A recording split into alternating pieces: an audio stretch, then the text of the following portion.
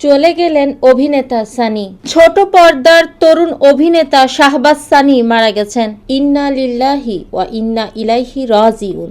রোববার দিবাগত রাত 3:30টার দিকে অভিনেতার মৃত্যু হয়। অভিনেতা জিয়াউল ফারুক অপূর্ব সহ একাধিক অভিনেতা ও নির্মাতা ফেসবুক পোস্টে এ তথ্য নিশ্চিত করেছেন। ফেসবুক পোস্টে অপূর্ব লিখেছেন, অভিনেতা শাহবাজ সানি আর আমাদের মাঝে নেই। ইন্না লিল্লাহি ওয়া ইন্না ইলাইহি রাজিউন। সবাই সানির জন্য দোয়া করবেন। সানির মৃত্যুর সংবাদ জানিয়ে ফেসবুক পোস্টে নাট্য নির্মাতা রাফাত মজুমদার রিঙ্কু লিখেছেন, আমার ভাই অভিনেতা শাহবাজ সানি আর আমাদের মাঝে নেই। হাসপাতালে রাত 3:30 সে ইন্তেকাল করেছে।